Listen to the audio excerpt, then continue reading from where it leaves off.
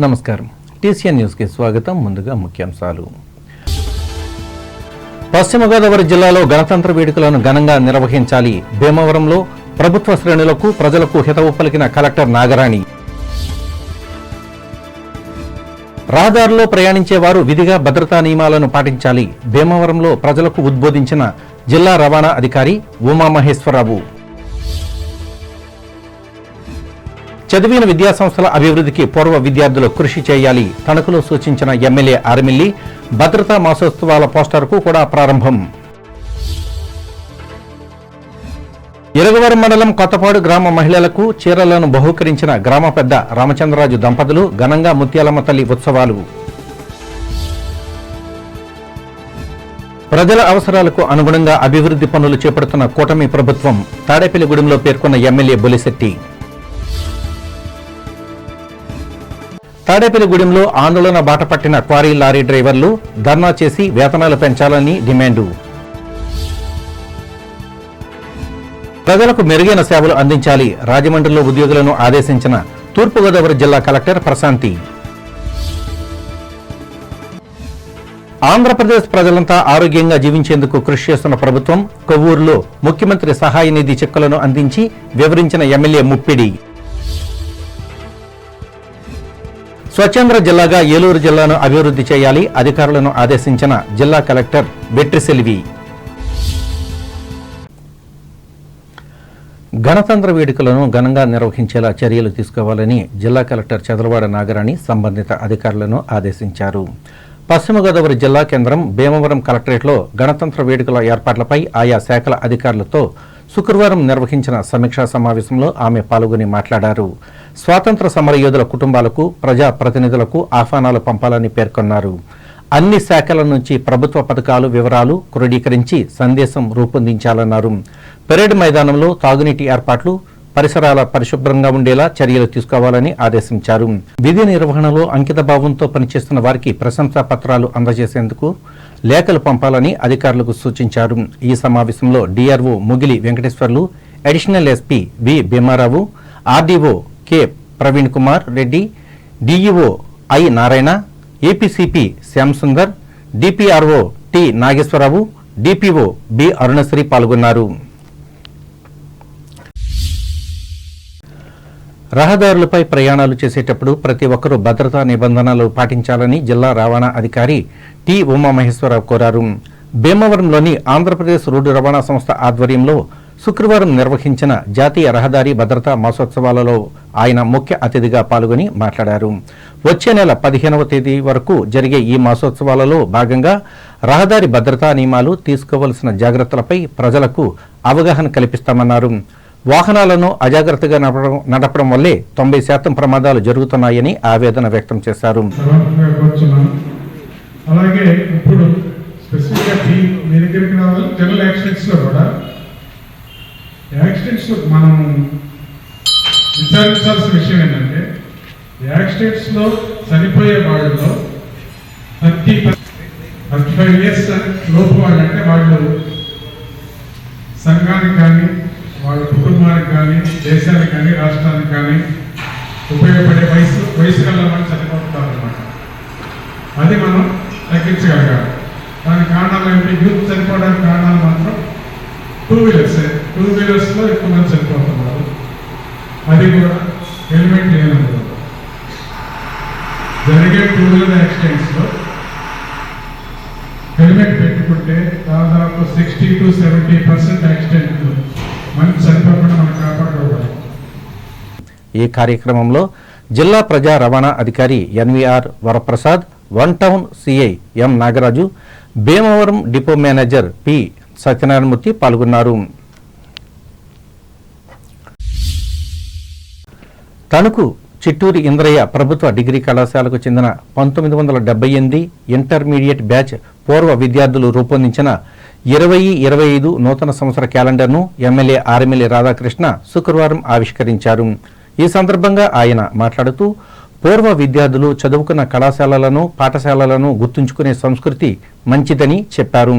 దీని ద్వారా ప్రభుత్వ విద్యా సంస్థలు మరింతగా అభివృద్ధి చెందగలవన్నారు. వివిధ రంగాలలో రాణిస్తున్న ఓల్డ్ స్టూడెంట్స్ అభివృద్ధికి కారణమైన విద్యా సంస్థను ప్రగతి పదంలో నడిపించేందుకు సహకరించాలని ఆర్ఎంఎల్ఏ సూచించారు. పూర్వ విద్యార్థి బస్వ రామకృష్ణ అధ్యక్షతన జరిగిన ఈ కార్యక్రమంలో మరికొందరు పూర్వ విద్యార్థులు ఎంటీవీ రమణ, జీవి సోమరాజు, వడ్డీ రామకృష్ణ, సిహెచ్ బంగారయ్య తదితరులు పాల్గొన్నారు. ఇది ఎలా ఉండగా 36వ రహదారి భద్రతా ఉత్సవాల సందర్భంగా ముద్రించిన పోస్టర్ను కూడా ఆర్ఎంఎల్ఏ రాధాకృష్ణ తన కార్యాలయంలో ఆవిష్కరించి నిర్వాహకులను అభినందించారు. అనంతరం ఆయన మాట్లాడుతూ భద్రత పాటించినప్పుడే ప్రమాదాలకు దూరంగా ఉండగలమన్నారు. భాగంగా వాహనాలను నడిపేవారు విధిగా హెల్మెట్ను, సీట్ బెల్ట్ను ధరించి ప్రాణాలను రక్షించుకోవాలని హితవు పలికారు. జనవరి 2025 నుండి 15 ఫిబ్రవరి 2025 వరకు జాతీయ రహదారి భద్రతోత్సవ మాసోత్సవాలని నిర్వహించుకోవడం జరుగుతుంది. ఇందులో భాగంగా ఈరోజు ప్రతి ఒక్కరూ కూడా రహదారి భద్రతని పాటించే విధంగా ప్రతి ఒక్కరూ కూడా చర్యలు తీసుకోవాలనే నినాదంతో ఈరోజు మాసోత్సవాలు నిర్వహించడం జరుగుతుంది. దీనికి సంబంధించి ఈరోజు ఈ బ్యానర్ని, ఫ్లాగ్స్ని కూడా ఓపెన్ చేయడం జరిగింది. దీనికి ప్రతి ఒక్కరూ కూడా ఈరోజు రహదారిలో ప్రయాణించేటప్పుడు హెల్మెట్ ధరించి మన భద్రతని, మన ప్రాణాలు మనం కాపాడుకునే విధంగా ప్రతి ఒక్కరూ కూడా చర్యలు తీసుకోవాలనేది ఈ సంవత్సరం యొక్క ప్రత్యేకత. ప్రతి ఒక్కరూ తప్పనిసరిగా హెల్మెట్ ధరించే మోటార్ బైకుల మీద రైడ్ చేస్తే ఈరోజు ఏదైనా చిన్న చిన్న ఇబ్బందులు ఎదురైనా, యాక్సిడెంట్లు అయినా ఈరోజు అందరూ కూడా ప్రాణాలను కాపాడుకోవడానికి హెల్మెట్ ఎంతో ఉపయోగకరంగా ఉంటుంది కనుక ప్రతి ఒక్కరూ హెల్మెట్ ధరించి వాహనాలు నడపాలనేదే ఈ మాసోత్సవాలు భద్రతా మాసోత్సవాల ప్రత్యేకత ఈ సందర్భంగా తెలియజేసుకుని ప్రతి ఒక్కరూ కూడా దీని మీద అవగాహన చేసుకుని మన ప్రాణాలు మనం కాపాడుకునే విధంగా, అదేవిధంగా రోడ్లని ప్రత్యేకంగా డ్రైవింగ్ చేసేటప్పుడు అది తీసుకోవాల్సినటువంటి జాగ్రత్తలు బట్టి అవగాహన కలిగి ప్రతి ఒక్కరూ కూడా వెళ్ళాలి. అదేవిధంగా కారులో ఉన్నప్పుడు ప్రతి ఒక్కరూ కూడా ప్యాసింజర్స్తో సహా సీట్ బెల్ట్ వేసుకుంటే మన ప్రాణాలను మనం కాపాడుకోవచ్చు. ఏదైనా ప్రమాదం జరిగినప్పుడు తప్పనిసరిగా డ్రైవరే కాకుండా ఈరోజు కారులో కూర్చున్నటువంటి వారు, వెనక ముందు కూడా కూర్చున్నటువంటి వారు కూడా సీట్ బెల్ట్లు ధరిస్తే మన ప్రాణాలను మనం కాపాడుకోవడం జరుగుతుందని ఈ సందర్భంగా తెలియజేసుకుంటూ అందరూ కూడా ఈ మాసోత్సవాల సందర్భంగా భద్రతా చర్యలు తీసుకుని ముందుకు వెళ్ళాలని ఈ సందర్భంగా తెలియజేసుకుంటాం. Tanuku motor vehicle inspector S Srinivas ఆధ్వర్యంలో జరిగిన ఈ కార్యక్రమంలో సిబ్బంది పాల్గొన్నారు. తణుకు చెందిన కళాప్రపూర్ణ ముళ్లపూడి తిమ్మరాజు సాంస్కృతిక కేంద్రంలో శుక్రవారం నిర్వహించిన వీణావాద్య సంగీత కచేరీ అందరినీ అలరించింది. ఈ మేరకు విజయవాడ ప్రభుత్వ సంగీత నృత్య కళాశాల రిటైర్డ్ ప్రిన్సిపల్ వైణికరత్న కెఎస్ గోవిందరాజన్ ఆధ్వర్యంలో జరిగిన ఈ కచేరీకి పారుపల్లి సుబ్బారాయ పల్గొన్, మార్టూరు హరిబాబులు సాంకేతిక సహకారం అందించారు. పట్టణానికి చెందిన సంగీత ప్రియులు హాజరయ్యి ఈ కార్యక్రమాన్ని కేంద్రం యాజమాన్య ప్రతినిధి డాక్టర్ ముళ్లపూడి జూనియర్ హరిశ్చంద్ర ప్రసాద్ పర్యవేక్షించి కళాకారులను అభినందించారు.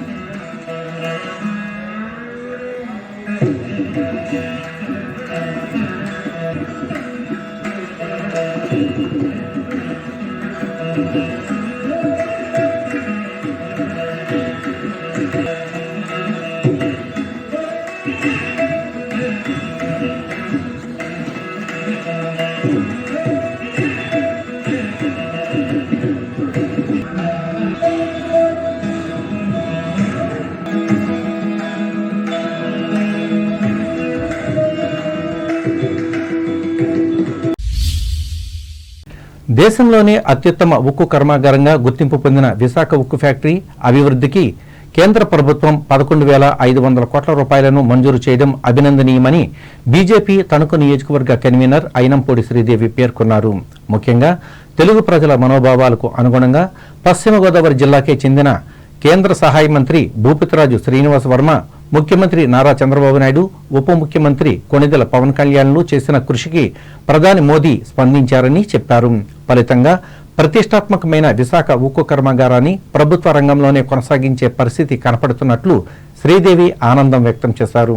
ఇదే మాదిరిగా ఆంధ్రప్రదేశ్ రాష్ట్ర అభివృద్ధికి కేంద్ర ప్రభుత్వం అనేక రకాలుగా నిధులను మంజూరు చేస్తున్నట్లు ఆమె వివరించారు. అందరికీ తెలుసు, అనేక సంవత్సరాలుగా ఏదైతే విశాఖ స్టీల్ ప్లాంట్ ఆర్థికంగా బలోపేతం లేకుండా ఎలా అయితే ఇబ్బందుల్లో ఉందో స్టీల్ ప్లాంట్, ఈరోజు కేంద్ర ప్రభుత్వం 11,440 కోట్లు నిధులు ఆర్థికంగా సహాయం చేయటం అందరికీ కూడా ఆంధ్ర రాష్ట్రంలో చాలా సంతోషాన్ని ఇచ్చింది.